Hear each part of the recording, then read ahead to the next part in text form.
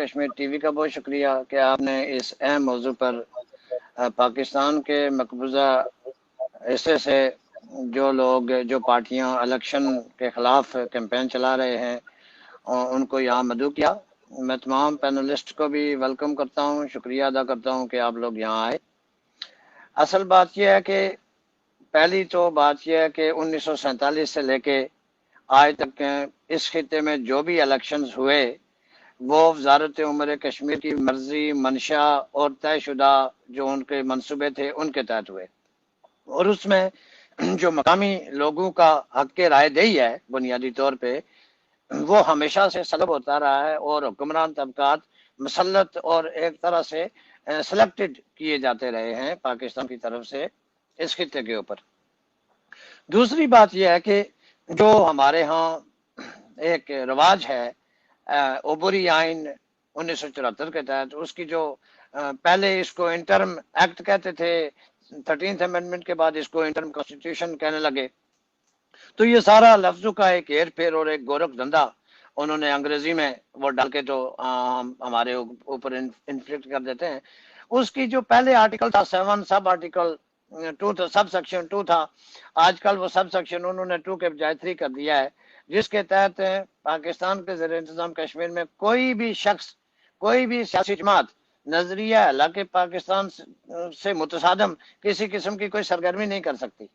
یعنی یہ جتنی بھی پرو انڈیپینڈنس یا پرو یونیفیکیشن یا پروگریسو نیشنلسٹ پولیٹیکل پارٹیز ہیں، یہ لیگلی کانسٹیٹیوشنلی آؤٹ لارڈ ہے، یہ غیر قانونی ہے اس آئین کے تحت، آئین کی اس شک کے تحت، کیونکہ یہ مانتی نہیں ہے، تو جب نہیں مانتی ہیں تو سرگرمی نہیں کر سکتی، جب سرگرمی نہیں کر سکتی تو اس کا مطلب ہے کہ یہ سارا جو سلسلہ ہے وہ غیر قانونی ہے۔ یہ پہلی بات ہے۔ دوسری بات یہ ہے کہ لیٹلی 2021 میں انہوں نے نئے الیکشن لاز جو ہیں وہ انیکٹ کیے ہیں انڈر انٹرم کانسٹیٹیوشن۔ اس کے تحت 10,000 شناختی کارڈ آپ کو رجسٹریشن کے ساتھ شامل کرنا ہے، کہ آپ کی جو ممبرشپ ہے وہ 10,000 ممبرز ہیں آپ کے پاس، اور وہ بھی شناختی کارڈ کے ساتھ۔ یہ نہیں کہ ان کے کوئی ٹیلی فون نمبر ہوں یا ای میل ایڈریسز ہوں یا کوئی پرماننٹ کوئی ایڈریسز ہوں وغیرہ وغیرہ، یا کوئی بے فارم ہوں، وہ بھی نہیں، شناختی کارڈ کی کاپیاں، اور 2 لاکھ روپیہ فیس، 2 لاکھ روپیہ فیس، 10,000 شناختی کارڈ اور علاقے پاکستان کے اوپر ہیلتھ۔ یہ 3 چیزیں انہوں نے نئی الیکشن لاز میں شامل کی ہیں، جو میں یہ سمجھتا ہوں کہ جو حق رائے دہی ہے، جس کو الیکٹرول پروسیس کہتے ہیں، جو جمہوریت کی روح ہے، اس سے قطعی متصادم ہے۔ آپ نے ویسٹ کی بات کی ہے، ہم لوگ ویسٹ میں بیٹھے ہوئے ہیں، ہم ووٹ کو بہت احترام کی نظر سے دیکھتے ہیں، ووٹ کی بہت قدر قیمت جانتے ہیں کہ ووٹ کے نتیجے میں کیا ہوتا ہے، لیکن جب آپ ایک پارٹی کو، ایک نظریے کے ماننے والے لوگوں کو، یا ایک پوری سیکشن آف دا سوسائٹی کو on the basis of their political faith exclude کر دیں، تو وہ پھر ووٹنگ نہیں ہوتی ہے، وہ بنیادی حق رائے دہی نہیں ہوتا ہے، بلکہ وہ سلیکشن ہوتی ہے، اور سلیکشن کرتی ہے وزارت امور کشمیر۔ آج کا تو چونکہ سوشل میڈیا ہے، آج سے 30-40 سال پہلے جنگ اور نوائی وقت میں خبریں آتی تھی تو ہمارے لوگ اس سے مستفید ہوتے تھے۔ آج تو ہر بچے کے ہاتھ میں اپنا ٹی وی موجود ہے، وہ جہاں کھڑا ہوتا ہے تو وہ ویڈیو ریکارڈ کر لیتا ہے، وہ فیس بک لائیو چلا دیتا ہے، وہ انسٹاگرام اور یوٹیوب پہ لائیو چلا جاتا ہے، اور ایک بالکل اپ ڈیٹڈ، ان ایڈیٹڈ، ان ایمبیگیوس رپورٹنگ جو ہے وہ آپ کو گراؤنڈ سے مل جاتی ہے۔ جیسے کل پاکستان کے وفاقی وزیر علی امین گنڈا پور ظفر آباد کے قریب جو ہے وہ فائرنگ کرتے ہوئے دیکھیں گے۔ اب آپ جی اندازہ ہم کریں، آئیں گے اس طرف بھی ہم آئیں جی گے نیکسٹ راؤنڈ میں، جی کہ یہ جو اس ہو کے رہا بعد، ہے وہ کیوں۔ جی اس سے پہلے پاکستان کے جتنے بھی وفاقی وزراء رہے ہیں وہ اس علاقے میں مداخلت کرتے رہے ہیں، اور یہاں تک کہ جی او سی میری وہ ٹکٹوں کا فیصلہ کرتے رہے ہیں، وہ حکومتوں کے فیصلے کرتے رہے ہیں، اور پاکستان کے جو سابق آزاد پاکستانی مقبوضہ کشمیر کے جو سابق وزراء اعظم ہیں، مثلا آپ سردار سکندر یاد صاحب کا نام لے لیں، برسٹر سلطان چودھری صاحب کا نام لے لیں، یا سردار عتیق صاحب کا نام لے لیں، گائے یہ لوگ اس بات کا اظہار کرتے رہے ہیں۔ ایون یہ جو پاکستان پیپلز پارٹی کے ضلع باغ سے سابق ممبر اسمبلی تھے سردار قمر عثمان صاحب، وہ ایک انٹرویو میں کہہ چکے ہیں کہ ہمارے ساتھ اس خطے میں ملازموں غلاموں سے بھی بدتر سلوک ہوتا ہے۔ تو یہ صورتحال ہے، ہم اس بات کے خلاف اس لیے ہے کہ ایک پورا سیکشن لوگوں کو اب جمہور کا مطلب ہوتا ہے عوام. جمہور کا مطلب یہ نہیں ہوتا ہے کہ یہ پارٹی وہ پارٹی اس پہ بلیو اس پہ بلیو. جمہور کا مطلب یہ بھی نہیں ہوتا ہے کہ آپ علاقے ہندوستان پہ علاقے پاکستان پہ خود مختاری پہ سوشلزم پہ سیکولرزم پہ یا کس طرح کے نظام حکومت پر آپ بلیو کرتے ہیں. جمہور کا مطلب یہ ہوتا ہے کہ آپ ون مین ون ووٹ, آپ جا کے اپنے ووٹ سے اپنے نمائندے کا انتخاب کریں, آپ کا جو بھی عقیدہ ہے جو بھی سیاسی نظریہ ہے اس کی بنیاد پر. لیکن جب آپ کے اوپر یہ قدغن لگا دی جائے تو پھر ایک آنریبل وے جو بنتا ہے آپ کے پاس احتجاج کا, وہ بائی کاٹ کے سوا کچھ نہیں بن جاتا کہ آپ اپنا احتجاج ریکارڈ کروائیں عالمی برادری کے سامنے, عوام کے سامنے, حکومت پاکستان کے سامنے اور دنیا بھر کی سول سوسائٹی کے سامنے. بہت شکریہ. جی جی, بہت بہت شکریہ. دوبارہ آتے ہیں آپ کی طرف, میں چلوں گا ہمارے ساتھ نیکسٹ ہیں وہ میاں محمد نواز شریف کا ہے. اور آزاد کشمیر کے الیکشن میں یہ کہا جا رہا ہے بچہ بچہ کٹ مرے گا, کشمیر صبح نہیں بنے گا. تو پھر فرق کیسا, کیا سبھی ایک ہی طرح کے لوگ نہیں, اور اسپیشلی ٹارگیٹ کیوں آخر یہ ناانصافی نہیں دوسروں کے ساتھ بھی؟ اور اس سارے پروسیس کو جمیل مقصود ایک ڈیموکریٹک ہب میں رہتے ہوئے جو 27 کنٹریز کا دارالخلافہ ہے, وہاں کوئی دن ایسا نہیں ہوتا کہ کوئی پروٹیسٹ نہ ہوتا ہو, کیسا دیکھتے ہیں اپنے وطن میں اس کلچر کی چینجنگ کو, ان تمام چیزوں کی پولیٹکس میں خاص کر ان چیزوں کی تبدیلی کو کیسے دیکھتے ہیں اور کیا کہنا چاہیں گے اس پر جمیل مقصود؟ بہت شکریہ خواجہ صاحب. Once again back to the stage. ایک بات میں واضح کر دینا چاہتا ہوں اپنے عوام کے بیاف پر کہ پاکستان کا کوئی اصولی موقف نہیں ہے ریاست جموں کشمیر کے بارے میں, اس لیے کہ پاکستان کا آئین 257 اس کا جو آرٹیکل ہے وہ کنٹرری ہے جو آئین اس نے ہمارے لوگوں کے اوپر اور اس چھوٹی سی انتظامیہ کے اوپر مسلط کیا ہے. اور یہ دونوں باتیں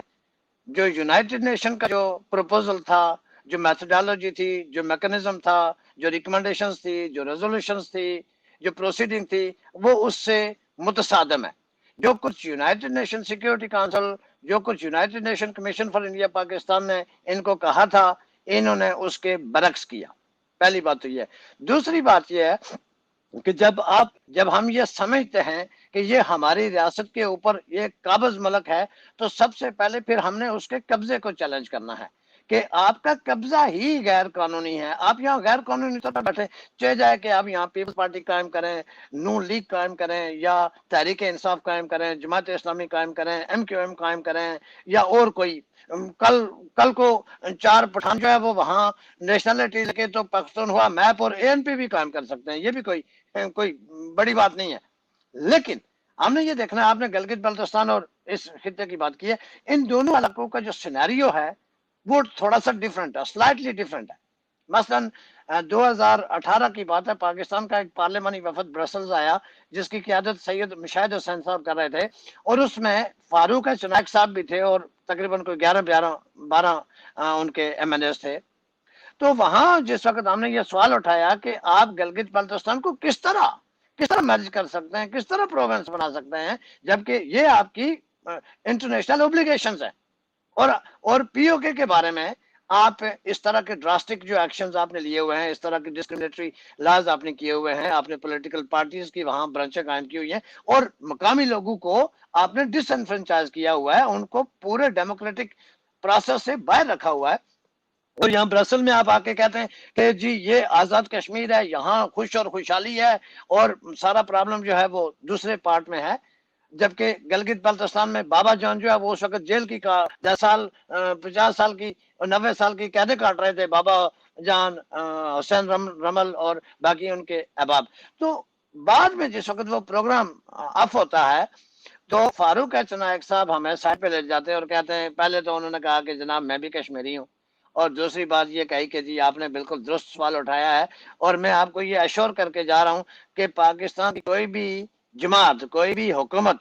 गलगित बल्तिस्तान और इस खित्ते को पाकिस्तान का कोई सूबा शुबा नहीं बना सकती। ये सारी एक हमारी इंटरनल पॉलिटिकल डायमेंशन होती है, उसको नीचे दिखाना, उसको ऊपर कर लेना, इधर कर लेना, उधर कर लेना। चूंकि चाइना के साथ हमारे चल रहे हैं मामला, चूंकि चाइना के साथ जो कनेक्शन है वो वायद है, गिलगित बल्तिस्तान के अलावा आपकी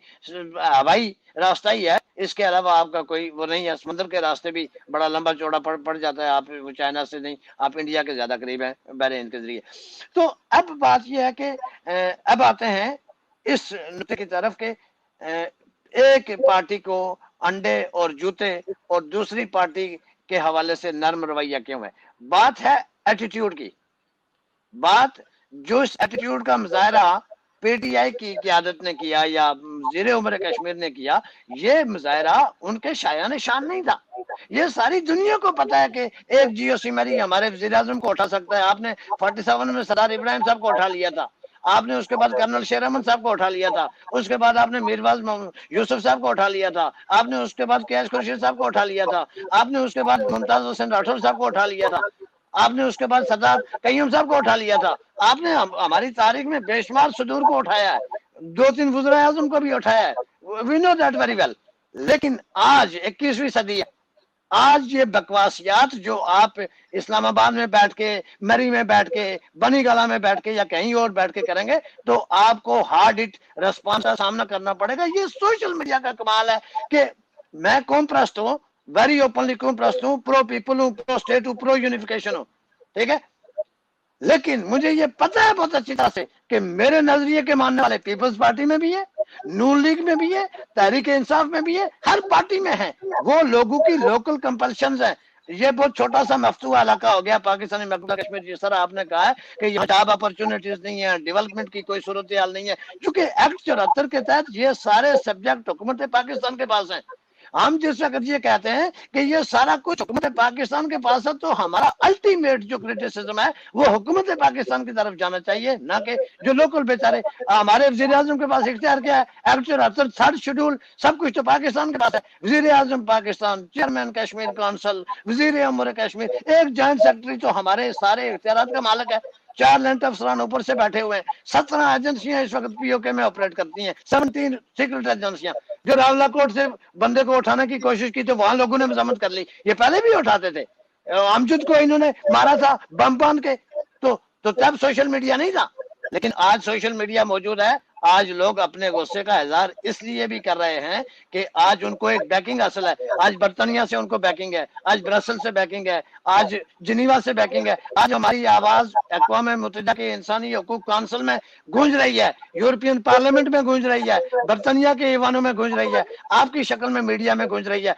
पहले हमारे पास कोई इंडिजिनस मीडिया है, कोई टीवी नहीं है हमारे पास, 2-4 बेचारे अखबारात हैं, उनको जाके एक सूबेदार साहब ये कहते हैं आपने इस बंदे की खबर नहीं लगानी, इसकी खबर नहीं लगानी, इसको जगह नहीं देनी, इसकी जगह नहीं देनी, वरना आपका डिक्लेरेशन मंसूख हो जाएगा। तो हम तो बहुत ही पसमानदा, दबे कुचले, महरूम और इस तरह के लोग हैं कि हमारी तो वॉइस ही कोई नहीं है, ठीक है। ऐसे में वजह साहब ये बहुत खास बात है, ऐसे में अगर पाकिस्तान की अपोजिशन की सबसे बड़ी पार्टी की एक खातून रहनुमा मीरपुर में, जफराबाद में, बाग में, कोटली में, रावलाकोट में खड़े होकर अगर ये कहे कि बच्चा बच्चा कट मरेगा, कश्मीर सूबा नहीं बनेगा, तो इसका मतलब ये है कि अगर मौजूदा हुकूमत इस इलाके के लीगल, कॉन्स्टिट्यूशनल और हिस्टोरिकल स्टेटस में अगर किसी तरह की कोई एनक्रोचमेंट करना चाहती है, किसी तरह की कोई उसमें तब्दीली लाना चाहती है, किसी तरह का कोई बदलाव लाना चाहती है या उसको डिसइंटीग्रेट करना चाहती है, तो यहाँ के लोग तो मजम्मत करेंगे ही करेंगे, इसलिए कि मरता क्या ना करता वाली बात है। लेकिन सबसे पहली मजम्मत उनको पाकिस्तान के अंदर उसके जो कौमी असम्बली है वहां होगी, सेनेट में होगी और पाकिस्तान के गली कूचों में होगी कि हम ये आपको नहीं करने देंगे। इसलिए उससे सबसे बड़ा नुकसान जो है वो उनको अपना नुकसान होने का एहतमाल है। पानी के मसाइल हैं, पानी की तकसीम का मसला है, 10 डैम तो ये पीओके में बना चुके हैं, 4 डैम तो गलगित बल्तिस्तान में बना रहे हैं। तो इन सब चीजों की जिस वक्त कल यहाँ के लोग ऑनरशिप मांगे गए, तो ये तो आज जो यहाँ फायरिंग करते फिरते हैं, आज जो कश्मीरियों को 2-2 टके का कहते हैं, آج جو کشمیریوں کے خلاف اس طرح کی بد زبانی اور بد کلامی اور بےہودہ الفاظ استعمال کرتے ہیں، یہ کل پاؤں میں بیٹھ کے کہیں گے کہ ہمارا پانی چھوڑ دو، ہماری بجلی چھوڑ دو، ہم سے اسکابیانہ بھی لے لو، ہم سے رائلٹی بھی لے لو، سب کچھ لے لو بھائی، ہمارا کچھ کرو خدا کے واسطے۔ یہ اسی لیے یہ سارا کھیل کھیلا جا رہا ہے تاکہ ایک ایمبیگوس، ایک مبہم اور ایک اس طرح کی کیفیت پیدا کر دی جائے تاکہ یہاں کسی کو سمجھ ہی نہ آئے کہ بھائی ہمارا لیگل رائٹ کیا ہے، ہمارا پولیٹیکل رائٹ کیا ہے، ہمارا کلچرل رائٹ کیا ہے، ہمارا رائٹ ٹو ڈیولپمنٹ کیا ہے، اور ہم نے کلیم کس سے کرنا ہے۔ آج تک ہماری لڑائی جو ہے وہ صرف سری نگر کی آزادی کے لیے رہی ہے۔ یہاں کے لیے فاروق اظہر صاحب سے لے کے عتیق صاحب تک اور سلطان محمود چودھری صاحب سے لے کے آج اگر کوئی اور سرمایہ دار آ گیا اس تک، یہاں کی تو بات ہی کوئی نہیں کرتا۔ اور یہاں کہتے ہیں ایک لڑکے کو کہتے ہیں تم نے ایم اے پاس کر لی ہے، تم سعودیہ میں جاؤ، اور میٹرک والے کو کہتے ہیں یار یہ بہت ہی غریب ہے، ماڑا ہے، اس کا تعلیم ہی نہیں ہے، اس کو ٹیچر بات کر دو، اس کو لائن مین لگا دو، اس کو میٹر ریڈر لگا دو، اس کو محکمہ برقیات میں لگا دو، اس کو محکمہ جنگلات میں لگا دو، اور وہ ترقی کرتے کرتے ترقی کرتے کرتے کوئی رینج افسر بن جاتا ہے، کوئی ڈی ایف او بن جاتا ہے، کوئی کنزرویٹر بن جاتا ہے، کوئی ڈی ایس پی بن جاتا ہے، کوئی ایس پی بن جاتا ہے، کوئی ڈی سی بن جاتا ہے، کوئی کمشنر بن جاتا ہے۔ یعنی عالم یہ ہوتا ہے کہ اس طرح کے نائل انکمپیٹنٹ لوگوں کو جس وقت آپ یہاں تو انہوں نے جیو زوری کرنی ہے، سلوٹ مارنا ہے، اور پاکستان کے یہ جو لینڈ افسران ہیں ان کی خوشنودی کے لیے ہر عمل جائز اور ناجائز کام کرنا ہے۔ وہاں جب آپ کا بجٹ سارا حکومت پاکستان کے پاس ہے، جب آپ کے لیگل اور کانسٹیٹیوشنل رائٹ سارے حکومت پاکستان کے پاس ہیں، تو ہم اس حکومت کو دیکھتے کیا ہے، مانگتے کیا ہے، مانتے کیا ہے، اور ہمارے مطالبات کی طرح ہیں۔ ہمارے تو ابھی تک پی او کے لوگوں کے جب تک ہم یہ نہیں کہتے کہ یہ پی او کے ہے، پاکستانی آکوپائڈ کشمیر ہے، اس وقت تک یہاں سڑک نہیں بننی، اس لیے کہ ہائی ویز حکومت پاکستان کے پاس ہے، انٹرنیٹ حکومت پاکستان کے پاس ہے، کمیونیکیشن حکومت پاکستان کے پاس ہے، پرنٹنگ حکومت پاکستان کے پاس ہے، کتابیں آپ کی بند ہو گئی ہیں، نقشے آپ کے نقشے پر پابندی ہو گئی ہے، آپ کے دانشوروں پر پابندی، آپ کی پارٹیوں پر پابندی، اور ہم یہ بات کہنے میں آج بھی جھجک، ہم آزاد کشمیر آزاد کشمیر آزاد کشمیر، ہم اس کو آزاد کشمیر تب مانتے جب اسلام آباد میں آزاد کشمیر کا وہ کانسلیٹ ہوتا، وہ ڈپلومیٹک آفس ہوتا، یا دنیا بھر میں سے کوئی دفاتر ہوتے، کوئی سفارت خانے ہوتے پی ایل او کی طرز پر۔ آپ نے پی ایل او کا دفتر تو اسلام آباد میں بنا لیا، لیکن آزاد کشمیر کا دفتر آپ اسلام آباد میں نہیں بنا سکے، اور آپ نے ایک کشمیر لبریشن سیل، اس کو کشمیر لوٹ سیل کہا جاتا ہے۔ جمیل مقصود صاحب، اس کو آزاد کشمیر ساتھ میں جب لکھ دیا گیا کہ آپ آزاد ہیں، دنیا میں واحد ایسا خطہ ہے جس کے نام کے ساتھ آزاد لکھا ہوا ہے اور یہ انوائٹڈ کماز میں ہے، ذرا اس پر توجہ دیں۔ آپ کو یہ اعزاز ملا ہوا ہے کہ نام کے ساتھ پوری دنیا میں آپ کو لکھا جاتا ہے کہ آپ آزاد ہیں، باقی تو امریکہ بھی آزاد نہیں ہے، صرف آپ ہی ہیں آزاد۔ ہم چلیں گے عمر حیات کی طرف، اور وہ اس بدلتے ہوئے کلچر کی ذمہ دار کس کو ٹھہراتے ہیں، اور اس پر وہ کیا سمجھتے ہیں کہ اس کے کیا اثرات مرتب ہوتے ہیں، اور